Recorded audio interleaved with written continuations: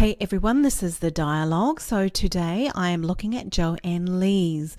Now she is a tourist who went to Australia with her boyfriend, Peter Falconio. They're both English and they came over in 2001 or 2 and they went to the outback of Australia. Now there, supposedly the boyfriend, Peter Falconio, was murdered by a man out in the outback at night where he attacked her in their car, dragged her out and tried to rape her, but put her in the back of his truck and then she escaped. They still have not found the body. Now, I want us to look at Joanne Lees's body language and her micro expressions because she's one of the most expressive faces that I've ever seen. Now, let's just take a look. Speak to the press, speculation was at fever pitch. But Joanne's appearance did nothing to dampen the speculation. She refused to answer any questions related to the crime itself and instead turned on the media. I've got a problem with all press that distort the truth and doubt my story, misquote me, and making up false accusations and stories.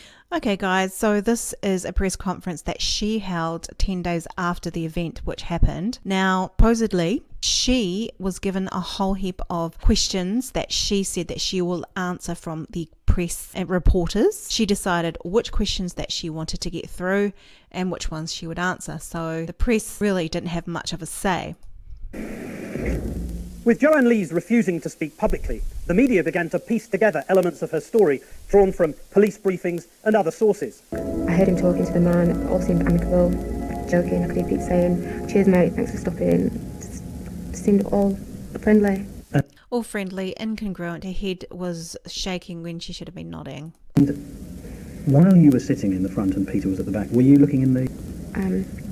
I was stunned and I just kept thinking, oh my god, I'm going to die. Where is Pete? Again, we've got duping delight. We've also got superiority here. Closing of eyes. There's a cluster of emotions there. Cluster of micro expressions which are incongruent and equals deception. I just kept thinking, okay, this is over. It's the end of my life. He drags me or lifts me up and he tries to put tape across my mouth. I just swing my head around, move it around. So she says, I just, and often that's just qualifying statements to supposedly qualify what didn't happen. And it just goes down my neck and in my hair. He walked me towards his vehicle and he just pulled me and grabbed me and pushed me into the back of his vehicle. Just pulled me. Which had some kind of bed in there. So she had a disgust in her face at that particular point. Trouble was, parts of the story just didn't seem to add up. For example, she said that her hands were tied behind her back, but the truckers who found her by this road say that they found her with her hands in front of her body. Did you tell the police about the way you'd been bound? Told them the truth. That your hands had been tied behind your back? Yeah. When the truckers found you, they say your hands were in front of your body? They were, because while I was in the bush and I heard the man drive up in the vehicle the first time, I brought them to the front of my body. So she brought her tied hands behind her back, brought them to the front of her body. Let's look at this in slow-mo. And I heard the man drive up in the vehicle the first time, I brought them to the front of my body. Okay, we saw some duping delight coming up here. It was a curled upper lip. That is also superiority, all right? Straight is typically contempt, but curling up is superiority. A police source at the time said this would require, and I quote, the flexibility of a contortionist. Yeah. Well, we Right there, we had another curling up, superiority. read that. Me and Paul Falcone read that as well. Again. A ballet dancer, a trained ballet dancer of 12 years could not possibly carry out that act. So that big smile, ladies and gentlemen, is duping delight. There's quite a bit of duping delight throughout the whole of this particular interview. Attacked near the vehicle. Would it be reasonable to think that there might have been some blood on the back of the van? I guess so, but I'm no expert on bullet wounds and gunshots or anything. I haven't a clue. Okay, so flared nostrils can also indicate sense of anger or a little bit of fear. And she had a lot of hesitation there, where she was thinking about what she was going to say. There's no body. The attacker's footprints are not found, but yours are. There's Peter's blood on the ground. So some people say the person who murdered Peter was Joanne. What do you say to that? So that was contempt right there, guys. There was some DNA on your clothing. Was that blood?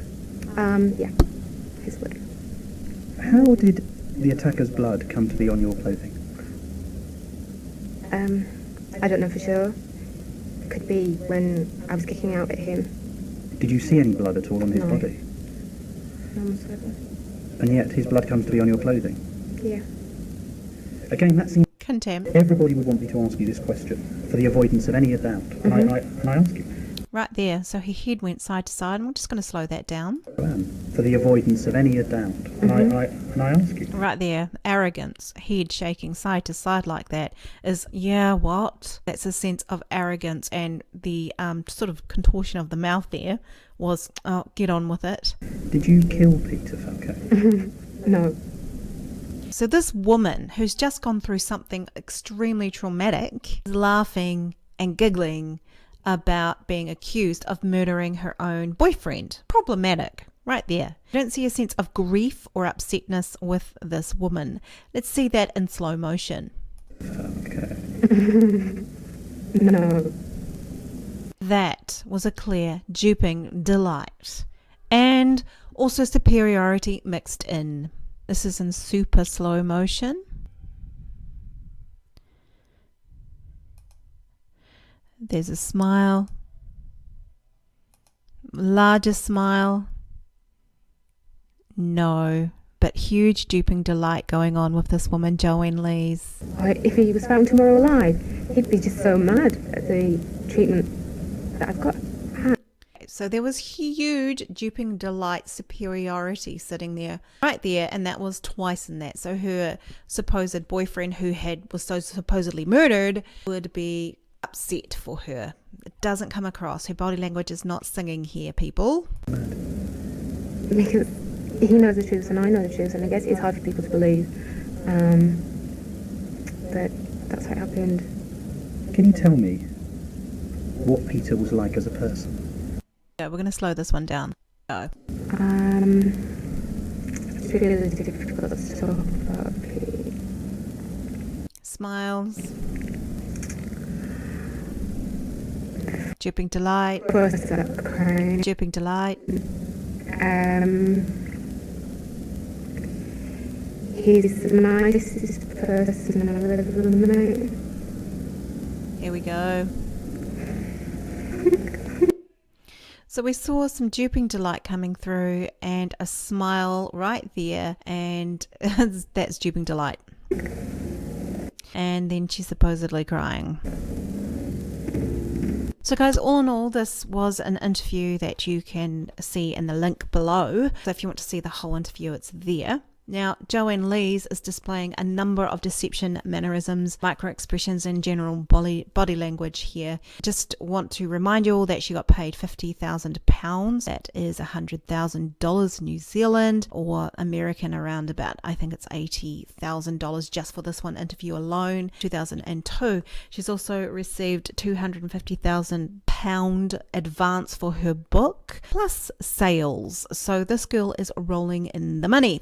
Having said that, there was a man who was actually convicted of murdering her boyfriend. So they did find a man, Murdoch, who was convicted on the blood that was supposedly on her shirt through DNA evidence, and that was it. They never found the body. They didn't find any more evidence of footprints around the supposed crime scene, but they have a killer in jail at this stage as we speak. So this is the dialogue. I hope you enjoyed this video.